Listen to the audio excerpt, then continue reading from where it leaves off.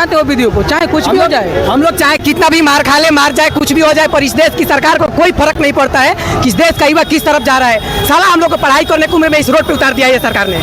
पढ़ाई करने की उम्र में, अभी मेरा ऑनलाइन क्लास चल रहा है, बैंक फिर भी हम लोग रोड पे आए हैं। क्यों आए हैं? इस सरकार के नाकामी की वजह से आए हैं। ना कीजिए, उन लोगों का विरोध होना चाहिए जो बाबा साहब का बल पर गया है, वहाँ सांसद बना है। हम लोगों ने बाबा साहब के अनुयायी को मान करके अपना प्रतिनिधि मान के वोट दिया है। सबसे पहले उन लोगों का विरोध होना चाहिए। अभी मैं मौजूद हूँ ज्योति चौक बक्सर में, जहाँ पर हम बता दें ये प्रोटेस्ट बढ़ता जा रहा है। क्या आप लोगों की पढ़ाई बाधित नहीं हो रही है? एकदम हो रही है। बताइए, अभी हम क्लास कर रहे होते, हमारा ऑनलाइन क्लास छूट रहा है, लेकिन हम यहाँ पर आए हुए हैं। ये तो अभी क्या करेंगे हम ऑनलाइन क्लास करके जब पेपर लीक हो जाएगा तो? लेकिन तो ये मोदी जी को सोचना चाहिए। मोदी जी अभी भी चुप बैठे हैं। अब मोदी सोच नहीं रहे हैं, अब न्यूज रूम में रील बनाने पर आ गए हैं। आप देख रहे हैं 12 बजे रात में आके रील बना दे रहे हैं। क्या लगता है कि इस्तीफा मिलेगा? इस्तीफा तो उम्मीद है, अब उम्मीद उनसे क्या कहिएगा? जिस तरह से दिल्ली जंतर मंतर पे उन बहनों के ऊपर लाठियों से वहाँ मारा गया है जहाँ मारना कानूनन अपराध है। ये सरकार बेशर्मी सरकार है, महिलाओं को विरोध करता है ये सरकार, महिला को दबाने का काम करता है सरकार। और हम लोग खुद बीजेपी सरकार कॉकरोच कहती है, और जब कॉकरोच लड़के उतर जाते हैं रोड पे तो उन लोगों के ऊपर लाठी चार्ज कराती है। ये देश किसी का बाप का नहीं है, बीजेपी का ये देश नहीं है, ये देश युवाओं का है। और युवाओं को कॉकरोच कहने वाले आगे उनका जवाब बिल्कुल दिया जाएगा। और जब तक इस्तीफा नहीं मिलता है तब तक हम लोग सड़कों पर और इसी तरह प्रोटेस्ट करते रहेंगे। उन सिविलियन पुलिस के लिए क्या कहिएगा जो सिविल ड्रेस में रहे और फिर भी लाठियां बरसा रहे थे? क्या वो पुलिस प्रोटेक्शन का साथ था? देखिए, वो बीजेपी का भेजा हुआ गुंडा था, और तो आप बोल सकते हैं बीजेपी गुंडों की सरकार है। और हम जल्द से जल्द चाहते हैं कि मोदी और पूरे उसके जितने भी मंत्रिमंडल का सदस्य है जल्द से जल्द इस्तीफा ले। अरे ये तो जल्दी हो भी गया ना, जाकर देखिए पटना में क्या हाल हुआ है। ऐसा बात नहीं है बिहार जहाँ जाएगा वहाँ सब कुछ करेगा, बिहार अपने दम पे ये कर रहा है। और हम लोग का प्रयास रहेगा कि जो प्रोटेस्ट है जब तक इस्तीफा नहीं देंगे, ये प्रोटेस्ट कितना भी लंबा हो हम लोग करेंगे। सभी बिहार को, उत्तर प्रदेश के भाई सभी साथ है, ये देश यूपी बिहार के साथ है, तो यूपी बिहार अपना हक लेकर के रहेगा।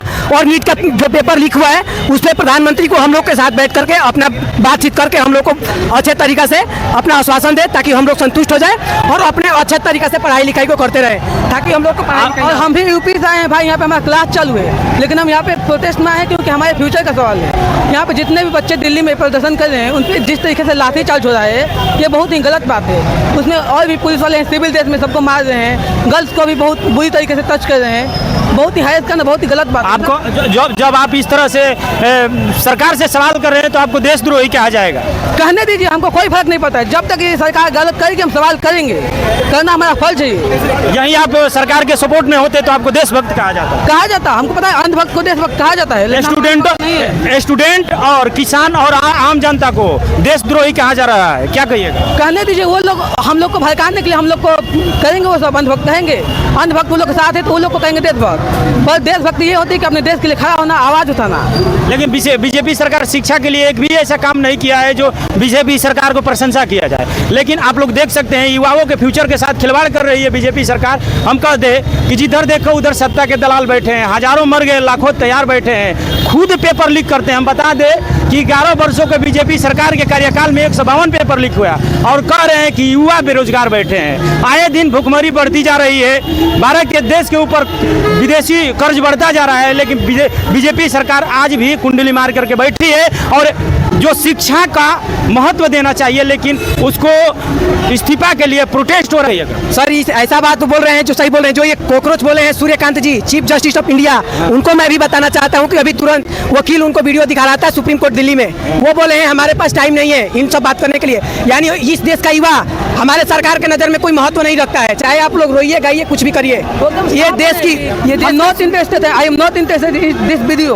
वो देखना ही नहीं चाहते वो वीडियो को, चाहे कुछ भी हो जाए। हम लोग चाहे कितना भी मार खा ले, मार जाए, कुछ भी हो जाए, पर इस देश की सरकार को कोई फर्क नहीं पड़ता है कि इस देश का युवा किस तरफ जा रहा है। साला हम लोग को पढ़ाई करने की उम्र में इस रोड पे उतार दिया है सरकार ने। पढ़ाई करने की उम्र में, अभी मेरा ऑनलाइन क्लास चल रहा है, बैंक फिर भी हम लोग रोड पे आए हैं। क्यों आए हैं? इस सरकार के नाकामी की वजह से आए हैं। सरकार यदि चाहती तो हम लोग नहीं आते। जो सरकार चला रहे हैं वो तो बे औलाद बैठे हैं, उनकी औलाद होती तब तो बच्चों के बारे में। ये बात सही है बिल्कुल, यदि उसके पास होता तो ये नहीं आ रहा। धर्मेंद्र प्रधान साहब का औलाद है, लेकिन पढ़ते विदेश में है। पढ़ता विदेश में है, खाता भारत में है, लेकिन पढ़ता विदेश में है। मोदी साहब का नहीं है, प्रधान साहब का है, वो उनका लेकिन मोदी जी चाहेंगे तभी तो धर्मेंद्र प्रधान इस्तीफा देंगे। नहीं चाहेंगे क्योंकि उनका पोल उसके पास है, पीडीएफ रखे है पूरा धर्मेंद्र प्रधान जी। लगता है ना प्रधान जी एपस्टीन फाइल रख लिए मोदी जी का, मोदी जी का एपस्टीन फाइल रख लिए प्रधान। इतना बड़ा लांछन लगा रहे हैं मोदी जी। लगाएंगे क्यों नहीं सर, यदि हम लोग का मांग पूरी नहीं करेंगे तो हम बिल्कुल लगाएंगे, हम लोग लगाएंगे।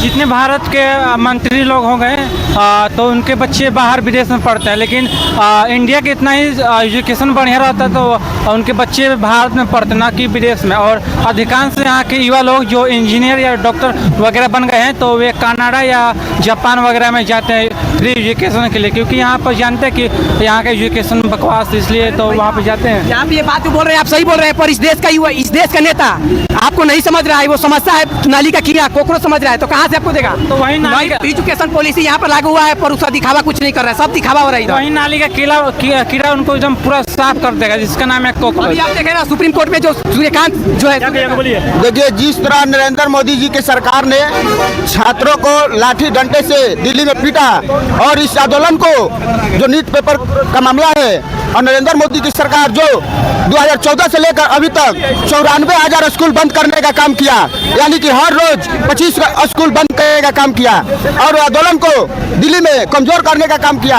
अब नरेंद्र मोदी की सरकार जिस तरह धर्मेंद्र प्रधान जी का इस्तीफा नहीं दिलवाते हैं और 23 जो छात्र आत्महत्या किया है उसको 1 करोड़ मुआवजा नहीं देते हैं, तो नहीं तो इंसाफ नहीं मिलेगा। तो हम पूरे भारत के जो दिल्ली से चिंगारी खड़ा है वो पूरे देश बिहार से लेकर बंगाल होते हुए पूरा दिल्ली में एक बार और अल्टीमेटम दिया जाएगा और नहीं सुनेंगे।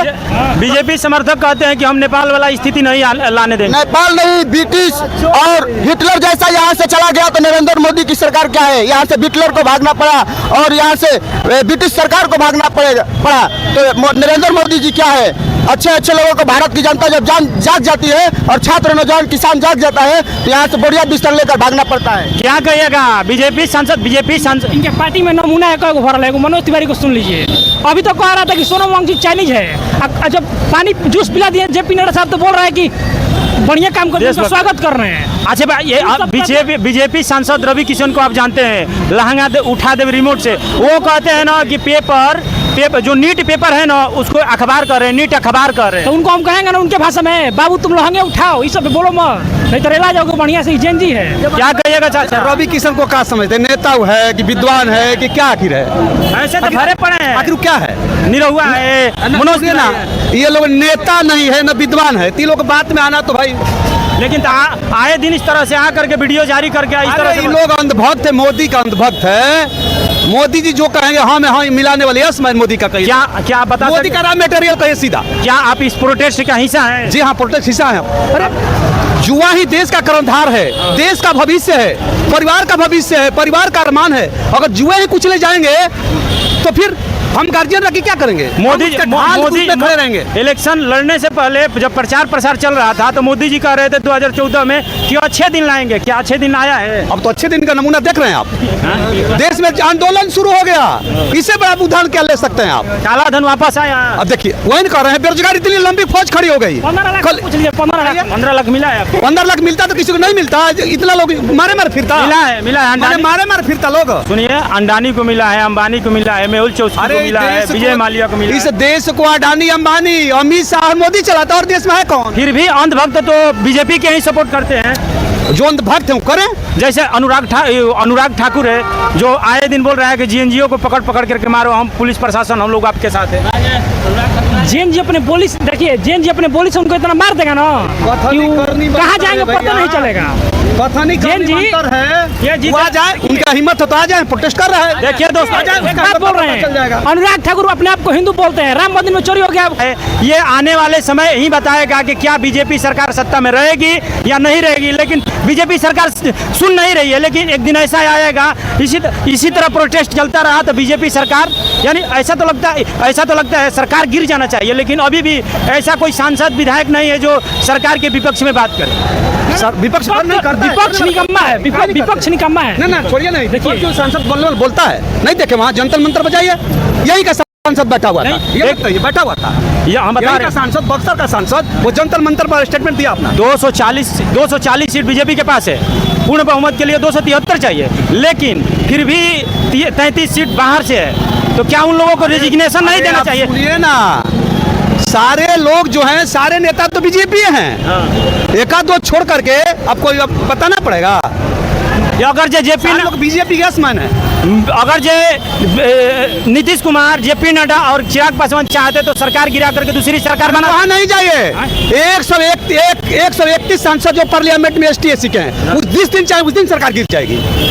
ST SC के 101 पार्लियामेंट में सांसद हैं, वो जिस दिन चाहेंगे मिनटों सेकंड में सरकार। कैसे चाहेंगे? उनके बच्चे विदेश पढ़ रहे हैं। छोड़िए नहीं, विदेश पढ़े, अलग बात है। बिहार बाबा साहब की दुहाई नहीं दे सकते, उन लोगों से घृणा कीजिए। उन लोगों का विरोध होना चाहिए। जो बाबा साहब का बल पर गया है, वहाँ सांसद बना है। हम लोगों ने बाबा साहब के अनुयायी को मान करके अपना प्रतिनिधि मान के वोट दिया है। सबसे पहले उन लोगों का विरोध होना चाहिए।